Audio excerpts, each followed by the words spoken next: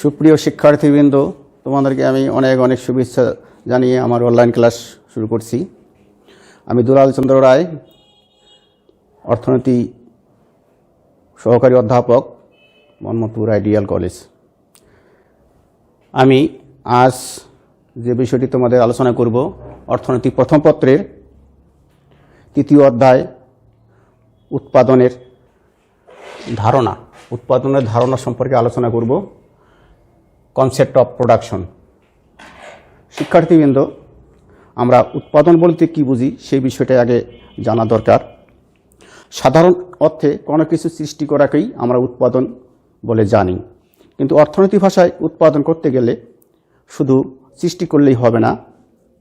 প্রাকৃতিক প্রদত্ত অর্থাৎ প্রকৃতির প্রদত্ত আমাদের প্রাকৃতিক যে বিষয়বস্তুগুলো রয়েছে, বিভিন্ন দ্রব্য সামগ্রী, সেগুলো আমাদের ব্যবহারে উপযোগী করার জন্য উপযোগ সৃষ্টি করতে হবে। এজন্য অর্থনীতিতে উৎপাদন বলতে আমরা বুঝি যে প্রকৃতি প্রদত্ত যে সমস্ত দ্রব্য সামগ্রী পরিবর্তন করে, কিছু রূপগত পরিবর্তন করে মানুষের ব্যবহার উপযোগী করায় যে উপযোগ সৃষ্টি করা হয় অর্থনীতিতে, সেটাই হচ্ছে উৎপাদন। উৎপাদন করতে গেলে আমাদের প্রকৃতি থেকে অর্থাৎ যে সমস্ত দ্রব্য আমরা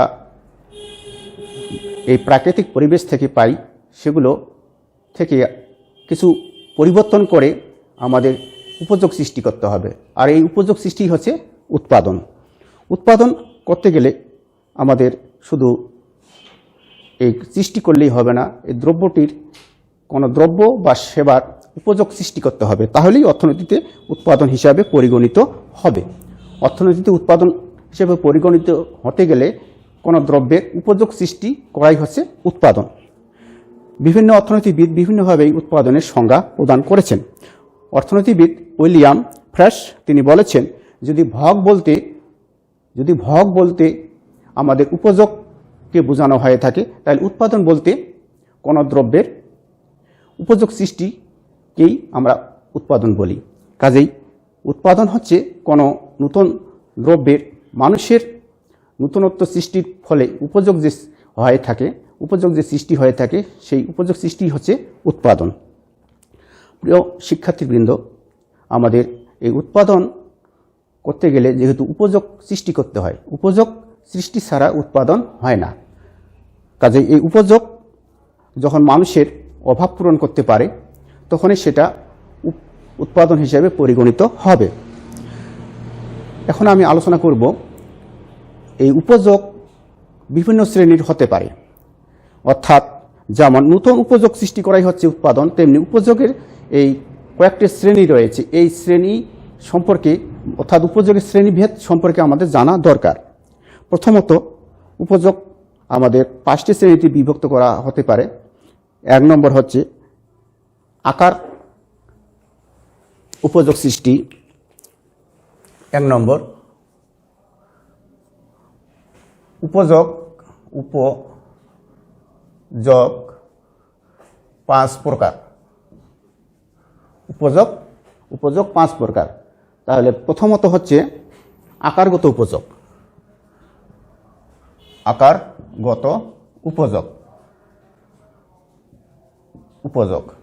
আকারগত উপযোগ হচ্ছে কোনো দ্রব্য সামগ্রী, প্রকৃতি প্রদত্ত কোনো দ্রব্য সামগ্রী যখন কোনো আমরা রূপ পরিবর্তন করব বা আকার পরিবর্তন করব, সেটাই হচ্ছে আকারগত উপযোগ।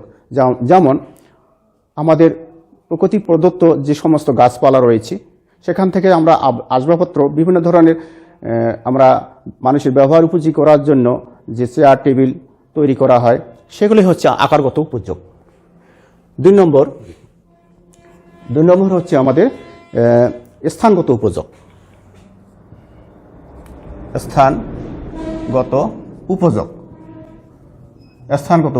স্থানগত উপযোগ হচ্ছে যখন কোনো দ্রব্য সামগ্রী আমরা এক স্থান থেকে অন্য স্থানে নিয়ে যাওয়া হয়, সেখান থেকেই আমাদের এই স্থানগত উপযোগ তৈরি হয়।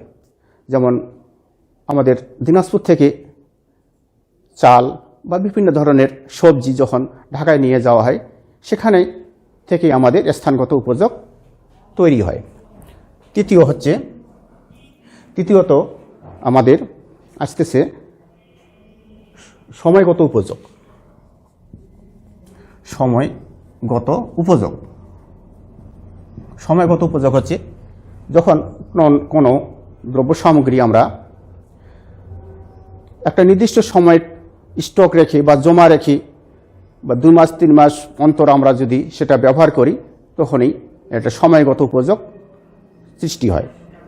যেমন ধানের মৌসুমে ধান স্টক রেখে বা আলুর মৌসুমে আলু স্টক রেখে পরে 2 মাস 3 মাস পরে যখন এই দ্রব্য সামগ্রী আমরা ব্যবহার করি, তখনই একটা সময়গত উপযোগ সৃষ্টি হয়। সুপ্রিয় শিক্ষার্থীবৃন্দ, আশা করি বিষয়গুলো তোমরা বুঝতে পারতেছো। 4 নম্বর হচ্ছে শর্তগত উপযোগ। শর্তগত উপযোগ শর্তগত উপযোগ শর্তগত উপযোগ হচ্ছে এখানে কোনো দ্রব্য সামগ্রী যখন মালিকানা পরিবর্তন হয়, এই মালিকানা পরিবর্তনের ফলে শর্তগত উপযোগ তৈরি হয়। 5 নম্বর হচ্ছে সেবাগত উপযোগ। সেবাগত উপযোগ সুপ্রিয় শিক্ষার্থীবৃন্দ, সেবাগত উপযোগ হচ্ছে যখন কোনো সেবার মাধ্যমে আমাদের উপযোগ সৃষ্টি হয়, তখনই সেটা সেবাগত উপযোগ হয়। যেমন আমাদের শিক্ষকের পেশা, শিক্ষকের আমরা যে সেবা দিয়ে থাকি, সেবা আমাদের বিভিন্ন ডাক্তার বা নার্স তাদের যে কার্যসূচি, সেগুলোই হচ্ছে সেবাগত উপযোগ। এভাবেই উপযোগ আমাদের 5 প্রকার উপযোগ সৃষ্টি হতে পারে। শিক্ষার্থীবৃন্দ, তোমরা এই উপযোগ যে সম্পর্কে আমি 5 প্রকার আলোচনা করলাম, সেটা তোমরা অবশ্যই ভালো করে মনে রাখার চেষ্টা করবে। শিক্ষার্থীবৃন্দ, এখন আমি যে বিষয়টা আলোচনা করব সেটা হচ্ছে উপযোগ তো আলোচনা করলাম, উৎপাদনের প্রকারভেদ। উৎপাদনের প্রকারভেদ উৎপাদনের প্রকারভেদ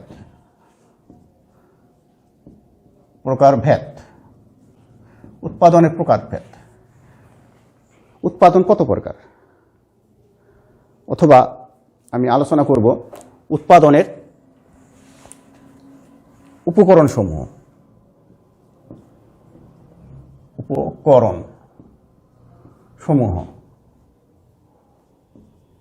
উৎপাদনের উপকরণ সমূহ।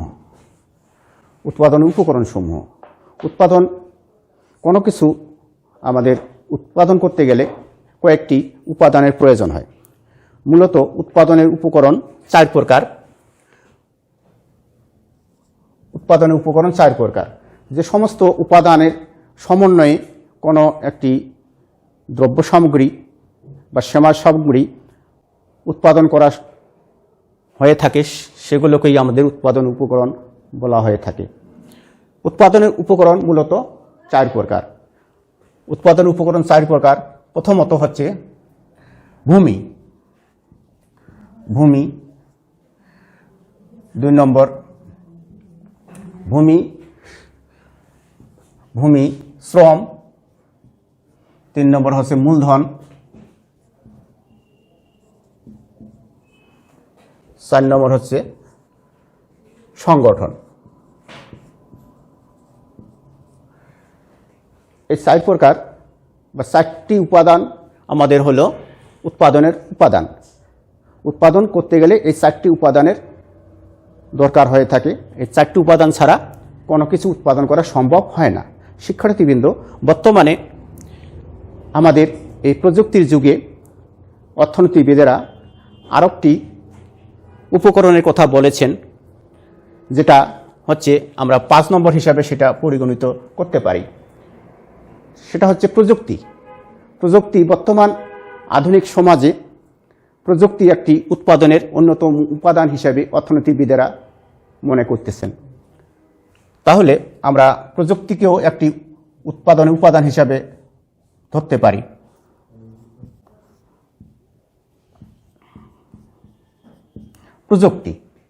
এই প্রযুক্তিও বর্তমানে আমাদের উৎপাদনের ক্ষেত্রে গুরুত্বপূর্ণ অবদান রাখতেছে, এবং এই প্রযুক্তি ছাড়া বর্তমানে উৎপাদনটা যে আমাদের এই প্রযুক্তি ছাড়া উৎপাদন করা সম্ভব হচ্ছে না বর্তমানে। প্রযুক্তিকে কাজে লাগিয়ে উৎপাদন প্রক্রিয়া সহজ এবং খুব তাড়াতাড়ি অধিকতর উৎপাদন করা সম্ভব হয়ে থাকে। কাজে এই প্রযুক্তি বর্তমান অর্থনীতিতে একটি অন্যতম উপকরণ হিসাবে পরিগণিত হচ্ছে। সুপ্রিয় শিক্ষার্থীবৃন্দ, তাহলে আমরা জানলাম উৎপাদনের উপাদান 5টি: ভূমি, শ্রম, মূলধন ও সংগঠন। এই 4টি ছিল আগে। বর্তমানে এই প্রযুক্তি, এই উপাদানটি আবার নতুন করে অন্তর্ভুক্ত হয়েছে।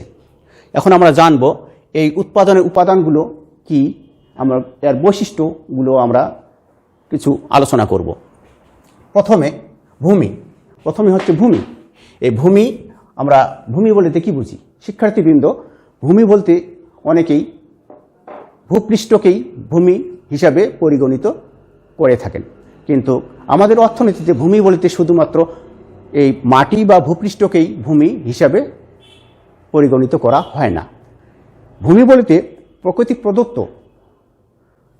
যে সমস্ত উপকরণ রয়েছে, যেমন মাটি, বাতাস, আমাদের পানি, পাহাড়, পর্বত, যেগুলো প্রকৃতি প্রদত্ত, এই সবগুলোকেই একত্রে ভূমি হিসাবে পরিগণিত করা হয়ে থাকে। অর্থাৎ এই ভূমি হচ্ছে প্রাকৃতিক দান। এই প্রাকৃতিক দান হওয়ার ফলে এই ভূমি ক্ষেত্রে মানুষের কোনো অবদান নাই। মানুষ এখানে কোনো কিছু, এই ভূমি সৃষ্টির ক্ষেত্রে কোনো কিছু মানুষের হাত নেই। কাজেই এই ভূমি সম্পূর্ণই হচ্ছে প্রাকৃতিক যে তৈরি, বা মহান আল্লাহ তাআলা এটা সৃষ্টি করেছেন। কাজে ভূমি বলতে আমাদের শুধুমাত্র ভূপৃষ্ঠকে বোঝায় না। অর্থনীতিতে ভূমি বলতে সকল প্রকার প্রাকৃতিক যে সমস্ত দান রয়েছে, মাটি, বায়ু, জল, সাগর, মহাসাগর, পাহাড়, পর্বত, সবগুলোই একত্রে ভূমি হিসাবে পরিগণিত করা হয়ে থাকে। শিক্ষার্থীবৃন্দ, তোমরা এই ভূমির বৈশিষ্ট্যসমূহ অবশ্যই আলোচনা করবে। ভূমির বৈশিষ্ট্যসমূহ অবশ্যই বাসায় পড়াশোনা করবে। প্রথমত, ভূমি হচ্ছে প্রাকৃতিক দান। ভূমির এটাই প্রাকৃতিকভাবে তৈরি হয়েছে, কাজেই ভূমির ক্ষেত্রে আমাদের মানুষের কোনো অবদান নেই। ভূমির যোগান স্থিতিস্থাপক। ভূমির কখনো বাড়ানো সম্ভব হয় না। ভূমির যতটুকুই রয়েছে, আজও যতটুকু আছে, ভবিষ্যতে ততটুকুই থাকবে। ভূমির কোনো বৃদ্ধি করা সম্ভব হয় না। এভাবে ভূমির বৈশিষ্ট্যগুলো তোমরা পড়ে নিবে। শিক্ষার্থীবৃন্দ, এরপরে আসতেছে দ্বিতীয় উপাদান হিসাবে শ্রম। শ্রম কি? শিক্ষার্থীবৃন্দ, আমরা জানি মানুষ যে অর্থ উপার্জন করে সবটি হচ্ছে শ্রমেরই অবদান। শ্রম এবং শ্রমিক এই দুইটি হচ্ছে অবিচ্ছেদ্য উপাদান। এই দুইটি একে অপরের সঙ্গে জড়িত। মানুষ তার শারীরিক এবং মানসিক শ্রমের বিনিময়ে যে অর্থ উপার্জন করে সেটাই হচ্ছে শ্রম। অর্থাৎ মানুষের যদি শারীরিকভাবেও শ্রম দান করে, আবার মানসিকভাবেও শ্রম দান করে। একজন মানুষ সে বিভিন্ন ক্ষেত্রেই কাজ করে, যে সমস্ত নগদ বা তোমার বিভিন্ন উপকরণের মাধ্যমেও এই শ্রমের মজুরিটা লাভ করতে পারে। কাজেই শ্রম একটি জীবন্ত সত্তা। যে শ্রম দান করে সে অবশ্যই তার জীবন আছে, যার জীবন নেই সে কোনোদিন শ্রম দান করতে পারে না। কাজে এই জীবন সত্তার বা জীবন্ত শ্রমিকের যে পারিশ্রমিক সেটাই হচ্ছে শ্রম। আর এই শ্রমের ফলে মানুষ তার নির্দিষ্ট সময় অন্তে একটি নির্দিষ্ট পরিমাণ অর্থ উপার্জন করে থাকে। শিক্ষার্থীবৃন্দ, এই শ্রম আমাদের অর্থনীতির একটি উল্লেখযোগ্য উপাদান হিসেবে কাজ করে। উৎপাদন ক্ষেত্রে শ্রম ছাড়া বা শ্রমিকের মজুরি ছাড়া, শ্রমিকের বিভিন্ন ধরনের সাহায্য ছাড়া আমরা কোনো কিছু উৎপাদন করতে পারি না। কাজে শ্রম একটি অর্থনীতির উৎপাদনের ক্ষেত্রে গুরুত্বপূর্ণ উপাদান হিসেবে কাজ করে থাকে। শিক্ষার্থীবৃন্দ, তৃতীয়ত আসতেছে মূলধন। উৎপাদনের তৃতীয় উপাদান হচ্ছে মূলধন। মূলধন বলতে আমরা সাধারণত কি বুঝিয়ে থাকি? হয়তো তোমরা জানো যে মূলধন বলতে উত্তর দিবে যে টাকা পয়সা, সোনা দানা, এগুলোকে মূলধন বলা হয়ে থাকে। কিন্তু না, মূলধন বলতে টাকা পয়সাকে আমাদের অর্থনীতিতে মূলধন বলা হয়ে থাকে না। মূলধন হতে গেলে একটি নির্দিষ্ট ক্ষেত্রে মানুষের তৈরি জিনিসপত্র, মানুষের তৈরি দ্রব্য সামগ্রী যদি অধিকতর উৎপাদনের ক্ষেত্রে আবার বিনিয়োগ করা হয়ে থাকে, সে সমস্ত দ্রব্য সামগ্রীকে বলা হয়ে থাকে মূলধন। কাজেই নগদ টাকা পয়সাকে মূলধন বলা হয় না। আমাদের মূলধন হতে গেলে মানুষের তৈরি দ্রব্য সামগ্রী হতে হবে, যেগুলো আবার অধিকতর উৎপাদনের ক্ষেত্রে পুনরায় বিনিয়োগ করা হয়ে থাকে। কাজেই মূলধন একটা এমন একটি বিষয় যা মানুষের শ্রমের মাধ্যমে সেটা উৎপাদন হয় এবং পুনরায় উৎপাদনের ক্ষেত্রেই আবার ব্যবহার হয়ে থাকে। কাজেই মূলধন একটা গতিশীল প্রক্রিয়া। প্রথমত মানুষের শ্রমের সাহায্যে সেটা উৎপাদিত হবে কোনো দ্রব্য সামগ্রী, সেটা আবার অধিকতর উৎপাদনের ক্ষেত্রে এটা ব্যবহার হবে। যেমন আমাদের যদি বলা হয়ে থাকে যে এই ইলেকট্রনিক্স, কম্পিউটার, তারপরে হচ্ছে বিভিন্ন ধরনের কৃষি যন্ত্রপাতি, যেমন পাওয়ার ট্রলি, পাওয়ার টিলার, ট্রাক্টর, সেচ পাম্প, এগুলো হচ্ছে আমাদের মানুষের শ্রমের দিয়ে তৈরি হয়েছে, আবার অধিকতর উৎপাদনের ক্ষেত্রে ব্যবহার হচ্ছে। কাজে এই সমস্ত দ্রব্য সামগ্রী হচ্ছে মূলধন। তাহলে শিক্ষার্থীবৃন্দ, মূলধন বলতে আমরা কি বুঝলাম? যেটা এই সমস্ত দ্রব্য সামগ্রী যেগুলো মানুষের শ্রম দিয়েই তৈরি হবে, আবার অধিকতর উৎপাদনের ক্ষেত্রে সেগুলো ব্যবহার হবে। শিক্ষার্থীবৃন্দ, এরপরে আসতেছে সংগঠন। সংগঠন কি? সংগঠন হচ্ছে উৎপাদনের যে সমস্ত উপাদানগুলো রয়েছে, যেমন ভূমি, শ্রম, মূলধন, এই উপাদানগুলোকে একত্রে সমন্বিত করে উৎপাদন ক্ষেত্রে উৎপাদনে কাজে লাগিয়ে সঠিকভাবে ব্যবহার করে যদি একটি উৎপাদন সম্পূর্ণ করতে পারে, তাহলেই আমাদের এই উৎপাদন কাজটি সংগঠনের মাধ্যমে হয়ে থাকে। কাজে সংগঠন হচ্ছে আমাদের, এই সংগঠনের একটি জীবন্ত সত্তা। এখানে কতগুলো শ্রম যেমন আমাদের কাজ করে, এবং এই সংগঠন একটা পরিচালনা করে একজন ব্যক্তি, তাকে বলা হয় উদ্যোক্তা। এই সংগঠনকে পরিচালনা করে। কাজেই সংগঠন, আমাদের এই যে পরিচালনার ব্যক্তি হচ্ছে সংগঠক। এই সংগঠক আমাদের অন্য অন্য উপাদানগুলোকে একত্রে কাজ করে থাকে, একত্রে সমন্বয় করে উৎপাদন কিভাবে বৃদ্ধি করা যাবে, উৎপাদন কিভাবে বিভিন্ন নতুন প্রযুক্তির মাধ্যমে আমাদের পরিচালনা করে অধিকতর আমাদের উৎপাদন করা সম্ভব হবে, এই সংগঠক সেটা করে থাকে। আর সংগঠকের যাবতীয় কাজগুলি হচ্ছে সংগঠন। শিক্ষার্থীবৃন্দ, এরপরে আসতেছে প্রযুক্তি। এই প্রযুক্তি আধুনিক অর্থনীতির ক্ষেত্রে একটি উৎপাদনের নতুন উপাদান। কাজেই এই প্রযুক্তি তোমরা অবশ্যই বুঝতে পারতেছ যে আধুনিক অর্থনীতিতে উৎপাদনের ক্ষেত্রে এই যে বর্তমানে যে উপকরণগুলো ব্যবহার হচ্ছে, নতুন নতুন প্রযুক্তির মাধ্যমেই, এই বিজ্ঞানের বিভিন্ন আবিষ্কারের ফলে যে প্রযুক্তিগুলো আমরা পাচ্ছি, সেই প্রযুক্তিগুলোকে কাজে লাগিয়েই আমাদের উৎপাদন কার্য অল্প সময় অধিকভাবে করা সম্ভব। কাজেই উৎপাদন ক্ষেত্রে প্রযুক্তি একটি নতুন উপাদান হিসেবে কাজ করে। শিক্ষার্থীবৃন্দ, তাহলে আমরা আজ যে বিষয়গুলো আলোচনা করলাম, উৎপাদন কি, উৎপাদন উপকরণগুলো আমরা দেখলাম কয় প্রকার, এবং এই উৎপাদন উপকরণগুলো আমরা কিভাবে বিশদভাবে আলোচনা করলাম, সেটা তোমরা অবশ্যই বুঝতে পেরেছো। আগামী ক্লাসে আমি আরও এর বিস্তারিত আলোচনা করব। আজকে তোমাদের সবাইকে ধন্যবাদ জানিয়ে আমার ক্লাস শেষ করছি।